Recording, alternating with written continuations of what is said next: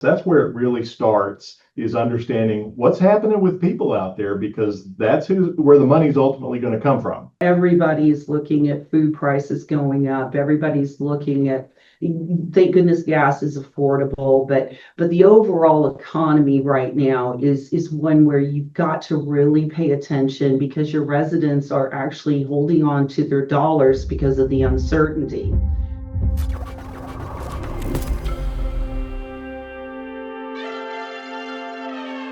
Hello, everyone, and welcome to the Total Wealth Academy video podcast. I'm your host, Steve Davis, where, as always, we're here together working hard to improve our financial IQ, because high school and college don't really teach you much about how to build wealth. They teach you how to get a job, and that's about it.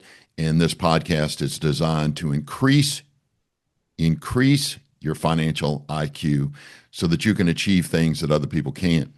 We're going to talk about what's going on in 2026. We're going to do some predicting. And those of you that know me know I don't really like to do predicting, because it's crystal ball. It's kind of scary and it's seldom accurate. But it is worth taking a look at what the market is doing right now and what probably will happen over the next 12 months. With me today are the owners of Better World.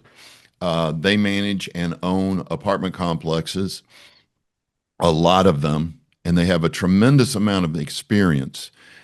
Terry Clifton and Michael Knight are outstanding members of Total Wealth Academy, and they have helped our members buy apartment complexes. So, Terry, Michael, welcome to the show. Thank you. Thank you so much, Steve, for having us. We always really enjoy sharing what we know and see about apartments, and just talking to regular folks that might be interested in multifamily investing or real estate investing of any kind. We've certainly been doing it for a long time. My partner, Terry, has 38 years in the apartment industry. She has done every job there is to do. Today, she is a licensed real estate broker. She is the managing member of our company. She also serves on the board of directors of the Houston Apartment Association, teaches for the National Apartment Association. Is there anything you haven't done, Terry? Not too much. I have been partners with Terry for the past 10 years in Better World Properties. I spent the better part of my business career building and growing business-to-business service companies. Had the great fortune to do that all over the country, 12 countries all over the world, helping companies grow their business. And when I got to know the multifamily business, I thought, well, there's a partnership to be had with somebody that really knows the business. And we've got an opportunity to really manage the business in a new and better way out there. And it has been a great run for us. We're having a lot of fun with it. So thanks for having us. Yeah. Well, thank you for being here. Go ahead, Terry. Well, and I just want to mention that we currently have under our management and ownership $480 million worth of real estate. We have over 5,000 units under our control. We are really looking forward to 2026 and giving you our insight on what's going to happen. We always say, if you want to talk apartments, come see us and come sit around our conference table. This is our regular conference room. We talk apartments here regularly with folks from all over the world. So happy to invite you into our conference room today. Yeah, one of the best things about your conference room is we actually had to have a talk with a sponsor about a deal that wasn't a deal. Yeah. And sometimes that's hard to swallow, but that's what you need to hear sometimes. I remember a bank turned me down on an apartment complex, and I was mad as hell until about 2 years later, when I realized they kept me out of a bad deal. So it's important to talk to people who have experience and get multiple opinions on these deals before moving forward. That's one of the things we figured out a good while ago, is every deal stands on its own merits, and you really have to look at each one of them, really scrutinize each deal. Don't get married to the particular deal, is what I always say, before closing time. because at any point you have to be prepared to walk away from these things. And when you really scrutinize deals, there's only a very few of them that really rise to the top of being something that we would want to participate in. Isn't that right, Terry? Actually, and we do, as members of Total Wealth Academy, we like to go through anybody's deal that has been put out for viewing. And like you were talking about, Steve, we saw a deal that really would not have benefited the investors. So we immediately contacted Steve, went through it. We got this gentleman on a Zoom call similar to this, and Steve let us explain to him how his deal would not benefit the investors. And we ended up helping them. So we're all about helping people and making sure that when they're investing their money, that they know that they have a syndicator that is really strong, educated, knows what they're doing, has experience. Because at the end of the day, after we write the deal and we actually get you through the process of investing, what happens next is the performance. We've got to perform. And if we do not know what we're doing and we are not performing, you will not make a return on your investment. So you've got to make sure that when you're looking at these things, not just the numbers, because people will put numbers out there. You've got to make sure that you're looking at the history of the syndicator, knowing how much experience they've got, making sure that they've been in charge of day-to-day operations. Like, I've been doing this for 38 years. Nobody needs to tell me what it's like to collect the rent. I know how to collect the rent. I know how to make the property profitable.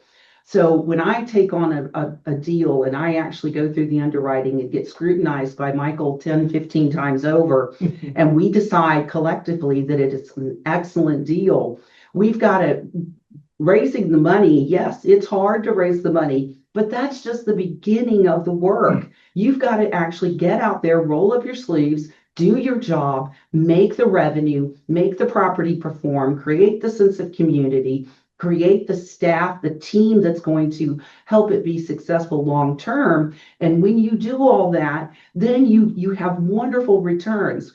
We have made a lot of people a lot of money over this 38 years. Well, we figured out a long time ago that we might as well just be completely transparent with everything and everybody that we're doing business with, and all these apartments. There's plenty to go around. Just in the greater Houston area alone, where we are based, there's 700,000 apartments. So there is just all kinds of opportunity out there. And we have the distinct advantage of subscribing to all of the major data services, some very sophisticated underwriting software, and then just the advantage of Terry knowing so many of these properties. We laugh sometimes that somebody came to us with a deal one time a couple of years ago and said, I'm thinking about buying this property over here on Aldine Bender, and this is what I'm thinking about paying for it. Terry looked at that property and looked at that guy, and she said, no, that property floods. Yeah. But that comes with years of experience in managing. And sometimes, of course, I don't want to say my age, but sometimes I've managed I'm on my third management round of either that particular asset, that particular submarket. Those were my competitors, or I knew people that worked on the deals. And so that combined with the fact that I hold a Texas broker's license. So I'm daily communicating with brokers and values of properties. We work with lenders, we work with syndicators. And so the values, when you're paying attention and you're actually in the market on a daily basis, this is all I do. You've got to remember that, Steve, we operate thousands and thousands of apartments all throughout Texas, primarily along the Texas Gulf Coast. And we've been doing this for a very long time.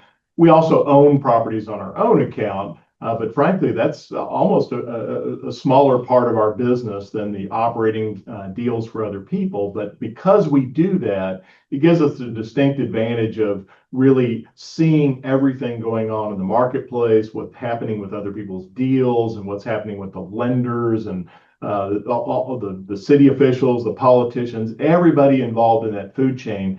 And really understanding what's going on with the residents. That's where it really starts, is understanding what's happening with people out there, because that's where the money's ultimately going to come from.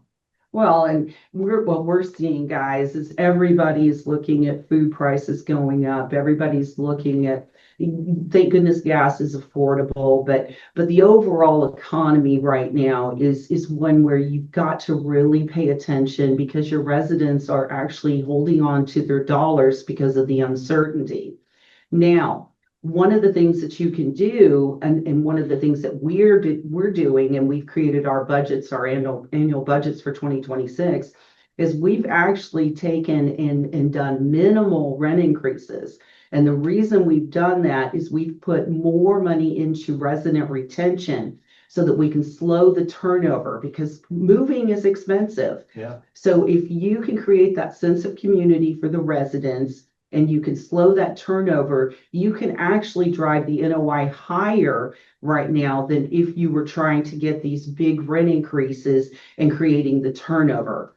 We heard about an owner just the other day that was getting challenged with their finances. Their solution was, I'm going to add a new $100 fee to everybody in my apartment starting January 1.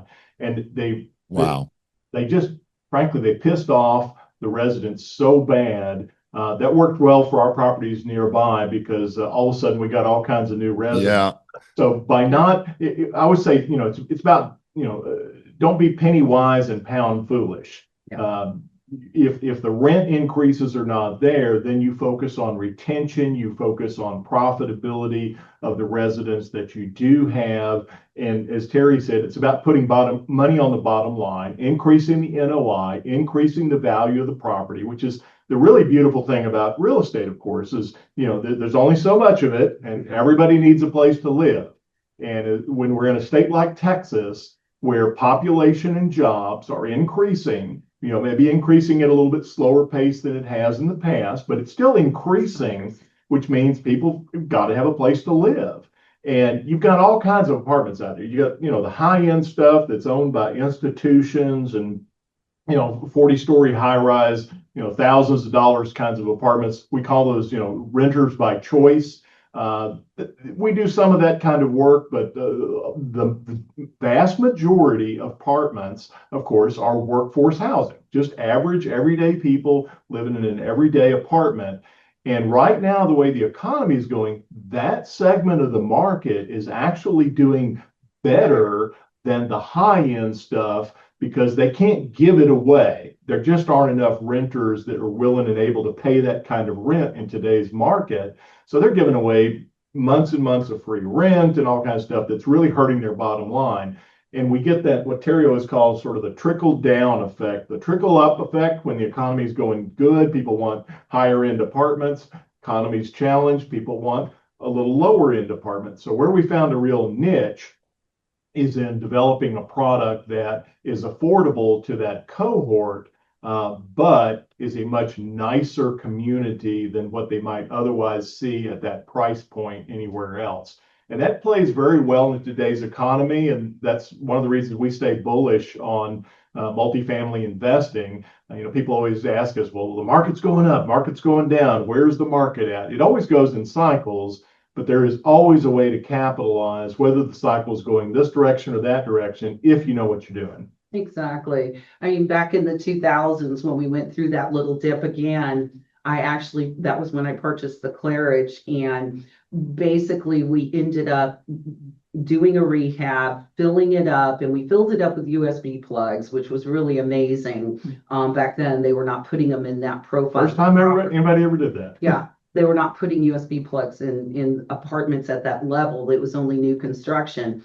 But what I found was building a solid team and building a solid product and adding just a little bit. I wasn't going for your $150 rent increases at that particular time. But let me tell you what, within 5 years, I had increased per unit per month an average of $334 per month. Wow. So, yeah. So it wasn't the time to do it when I first got in, and we underwrote it that we were not going to do those type of increases because the market was not willing to absorb them. But what you'll find during your hold pattern, if you did your underwriting properly and you planned for that or prepared for that, as the economy starts changing, that allows you to drive the revenue. And we were all in, Steve, at 28,000 per unit, which sounds history. And we sold for 55,000 a door. Wow. Our exit. So our returns were phenomenal for our investors. But then again, it goes back to building a solid team that's not going to be turning the property. You've got to keep your staff stable. You've got to keep your resident profile stable. And that's exactly what we did. So we're just repeating another cycle here. We've already been through this again. And when I started out in the 80s, they were doing it back then. So we're going through another cycle, and what I see for 2026 is, yes, the beginning of 2026 is going to be a little stagnant. It's going to be a little stifling. It's going to be a little frustrating because everybody's still trying to figure out what's going on, what they're doing, where the prices are going. But what you'll find is people will adapt. And if you are that community or that syndicator that has planned for that in your underwriting, and your model reflects that, and you slow that turnover down and you increase your cash flow. You don't have to get big increases to increase your cash flow. Slow the turnover, because a turnover is running you anywhere from 3,000 to 4,000 a turn. So if you slow that down, your cash flow is going to be there, and you sit there and you give your nice returns like you promised to your investors. And then as the economy starts coming back up, which it will, it always does, well, that's when we start doing more improvements, and we're no longer doing just the illuminating mirror and the brushed nickel or the black platinum. Now we're moving into bigger improvements that'll bring even more increases for our exit strategy. Yeah. Steve, what I really like about where we're at in the cycle right now is that folks like us are way more in the driver's seat right now than we were, say, coming out of the pandemic. Interest rates went way down. That fired up the market to go buy a lot of property. It was really a seller's market for a good while, which meant that they could interview people for, if they were going to offer a property, we'd have to interview with the seller to see if they would select us as the preferred seller. And multiple offers. And so, of course, what happens is you get that competition for deals. And next thing you know, people kind of start overpaying, over leveraging, and create some of the issues that we've seen in the marketplace. But now, where we're at, I think it's ironic and it's kind of cool. Like, we get brokers calling us all the time. Hey, you thinking about buying something? What do you think? Can you want to take a look at my deal over here? Please look at my deal over here. You think that's going to happen I'll look in at your deal over 2026? here. Well, what do they want for it? Okay, no, that's not going to happen. Yeah. Well, no, it's worth all that money. You know what? I'll tell you what it's worth. If you really want a number from me, I'll work up a number and I'll tell you what I'll pay for it. And sure enough, every once in a while they come back and go, well, they were kind of upset about the number, but they'll take it. So on our last deal, Steve, we were able, they were coming out and wanting a higher number, about a $10,000 per unit higher number than what it underwrote at. And so I put my offer in at $10,000 below per unit. And sure enough, we got it under contract after they figured out that the market was not bearing what they wanted.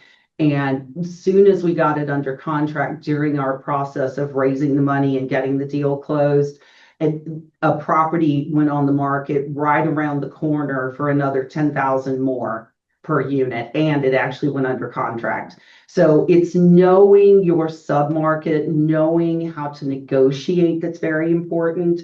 You've got to make sure that you're doing your due diligence very carefully. We go through a 42-point due diligence process to make sure that I've looked up underneath the roof, up underneath the foundation, the sink, the toilet, everything, to make sure that when you are negotiating on your pricing, that you get a fair market value, because I've got to give returns to my investors. Otherwise, why are they going to give me their money? I better darn sure know what I'm buying it at. I better darn sure have a plan, and I better be able to execute it so that everybody is successful. Yeah, you mentioned earlier, Steve, about a lender that did their own underwriting and decided the deal wasn't for them. And yes, that can be very frustrating, but what we found is that when we get into these larger and more complex deals, you want every smart person that you can find to weigh in on what they think about the deal and to look at the underwriting and for people to do their own independent underwriting.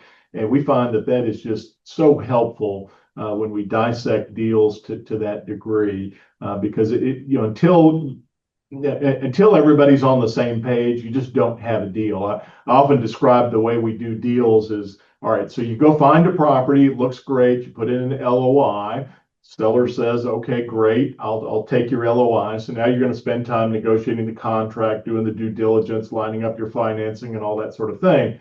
But what it really comes down to is that interim period between signing the LOI and closing the deal is a whole lot of horse trading, because everybody involved in the ultimate capital stack, from the lenders and the bondholders that they're going to sell the mortgage off to, and the insurance companies and the investors and the sponsors and everybody that's putting real hard money into the deal, everybody's got to be on the same page. And you got to kind of negotiate whose piece is what and what risk level you're taking at each level. And once you get all that sorted out, that's when you have a deal. And if you are a good sponsor and if you know what you're doing, then you have organized and negotiated that deal in such a way that everybody wins, and your investors especially win. Well, and to further on that topic, Michael, on a deal that we ended up doing, the lender was coming back and they were going to escrow because the roofs at the time during the term of the ownership that we were going to have, they were going to need to be replaced. And so what we decided at that particular point was to pivot, go ahead and raise the roof replacement money so that it wouldn't affect my cash flow, and go ahead and replace the roofs month one, soon as we closed, call the insurance company. And upon our 1-year renewal, we will now get a 10% reduction on our insurance because we are now wind rated and have brand new roofs. So it's things like that that your syndicator is going to go through to make sure that by the time we get these things closed, we've negotiated insurance rates. We've bought the taxes. The taxes came down because there was a tax protest that was happening right in the middle of the purchase. And so by the time you close this thing, if you are a really good syndicator, you've done your job at getting the very best cash flow available for that asset. Yeah, this is has turned out to be a podcast on how knowledgeable you guys are. This is phenomenal. I just wanted to let you talk because we can do all kinds of predictions for 2026, and I want to do that, but we're running out of time. But I want the viewers to know, if you want to invest with somebody like Terry and Michael, please come to Total Wealth Academy. Come check out our free sample class. You have to be a member up here, but we'll teach you how to invest with people like Terry and Michael in the most effective, safe way possible. So let's bring it down to what our original discussion was. What do you two see for 2026? Well, we certainly love getting long-winded about apartments. Thank you for letting us riff a little bit. But yeah, no problem. 2026, people ask us all the time, well, what do you see coming in 2026? Where's the opportunity? What's going to happen out there? What we see generally is a lot of people kind of frankly putting their head down. People are just kind of saying, you know what, this is my job. I'm going to do my job. I'm going to just work with what I got. Yeah, prices have gone up and I got challenges in the world around me, but if I just kind of keep doing what I'm doing, I'm going to be okay. So we see a lot of kind of sameness or steady pace throughout 2026, which will, as Terry was talking about earlier, impact what we're able to get in rents and that type of thing. But as investors, what we see in 2026 is really kind of the same thing we see every year, which is, we're very opportunistic about deals and opportunities. Every deal can be a winning deal if you structure it right, if you buy the deal right. And those kinds of deals, they don't come along every day, but they are available on a regular basis at all kinds of times in all kinds of markets. So what we're looking for this year is they don't have to be home runs. They have to be good, solid deals where you've got a motivated seller, a good basis for the property, a property that has probably got some stability to it already. What we don't see happening in 26 is a ton of intense value add. We went through a period where, let's go find the most terrible property we can find, and we'll put millions of dollars into it, fix it up, and sell it off. And that formula does work. But today's market is different because we don't have a lot of people who are just moving for the sake of, hey, I can get a little bit nicer apartment, I'll pay another $150 a month. So that's what I see happening in 26 is a lot of stability, opportunistic deals. What I see for 2026, guys, is I see that the stock market is crap.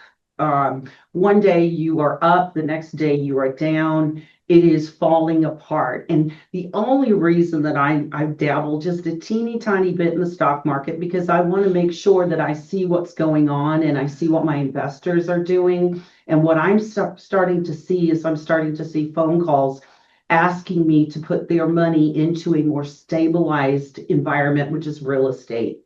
They are tired of this, and I personally see that this is going to continue throughout the year, and it might cost you what you earned or saved all your life because of the volatility of the market. It is not a good time to be in the market. You'd be better off with nothing in a savings account than in the stock market. But if you want to make money, then you need to jump over to the real estate. But you need to do your homework. And just like Steve is saying, you better get educated because you need to make sure that if you're taking your family's life savings and you're putting it in real estate, that you know what you're doing, you've been trained, and that you hook up with people that know what they're doing. So I see real estate, and I'm already seeing it, Steve. I'm seeing more and more investors calling our office and telling me that they're even willing to take, if there's even a penalty to get out of there, out of the stock market. Yeah. They're even willing to take the penalties now because they want to get their money into a more stable environment. And that's what I see for 2026 is real estate is stable. This is where you can put your money. Michael, before you go, let me bring up something. Did you know that Warren Buffett pulled $166 billion out of the stock market? Yes, I do. Yeah, because he sees there's going to be a correction. He sees it's overpriced. Absolutely. I mean, if you don't imitate him, who are you going to imitate? Exactly. No, I'm a Warren Buffett fan. And as a matter of fact, Steve, I think I mentioned that because if this man is pulling his money out, you better get your money out as quickly as you possibly can. I recently went back, read a bunch of Warren Buffett's, best quotes ever. And I thought to myself, you know what? That's kind of how we operate already. You're not telling me something that we're not already doing. So it made me feel good about what we do. We tend to be a bit contrarian to a lot of other folks in the industry, which, Warren's always big about is, being cautious when others are greedy and be a little greedy when others are cautious. We got a lot of cautious people out there right now. So we've got an opportunity to jump into the market in 2026. I see a lot more reality setting in for sellers, for lenders. They're finally saying, you know what, just let it go. Just sell them the property, and we can get in at a new righteous basis that allows us to make good money going forward. And we see plenty of that coming in 2026. Well, we see more lender expectations, and they're coming to the realization, Steve, that they over leveraged or allowed people to over borrow, and they're coming to the realization that the prices have come down, and now is an excellent opportunity to get into a deal where you can actually make a very nice profit and a nice cash flow for your investors. Smart money's still in, smart money's still doing well. Yeah, so 2026 is really an acquisition year for you guys. Yes, it's going to be. Yeah, we're actively doing one right now. We're actively looking, we're actively talking to brokers. This is going to be a year that we will acquire quite a bit of real estate because now's the time. The reality has set in. Everybody that overpaid got in trouble, all that's gone. And now the lenders are back out there wanting to loan money, wanting to give decent interest rates. The interest rates came down just a little bit more. I predict that they'll come down even more for 2026. which ultimately goes to the bottom line. Yeah. So we are actively looking. What we really love about all that real estate and doing this business is that it allows us to just help our family. It helps us to help our Better World family, and the ever expanding circle around us of friends and investors, and even down to our residents. Our company is called Better World for a reason, because we're not tree huggers, but we sure do like making the world a little bit better for everybody around us as much as we can. So we think there's plenty of opportunity to do that. Yeah, and it's exemplary from your past deals and everything. I know I'm not a huge third party management fan. The reason I love you guys as third party managers is you own real estate yourself. You know what it's like to turn a deal.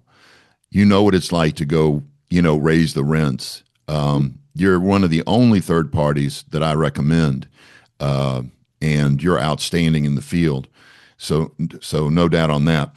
We are out of time. So bottom line is you see 2026 as an incredible opportunity to acquire real estate. Maybe not the best time to sell. What's your thought on that? Maybe not the best time to sell, Steve, especially if you got in and you slightly overpaid, because some people some people didn't overpay, some people way overpaid. Yeah. But I look for this to be a stabilizing year. And so I would recommend, my personal recommendation is hold on. Let's get through this little up and down period of time, and let's relook at this in the third or fourth quarter of 2026. That may be an opportunity to exit, but I would not recommend it anytime in the beginning. If you're in a real estate deal now and you say to yourself, well, that deal's really not performing the way that I hoped it would or expected that it might, you're probably better off, if you have stability with the deal right now, you're better off hanging on to that and waiting through this period, and values are going to go back up again enough to where you can profit from that deal in time. So while you may say, well, I didn't get quite the distribution I was looking for out of this particular deal, now's not the time to just say, well, dump that deal and go to the next one, because then you have the risk of actually incurring losses if you're doing something like that. Now, if you're feeding a deal, if you've got an upside down deal, cut it off, go to the next thing, lick your wounds, don't cry over spilt milk, go try again, go to the next one, do it better next time.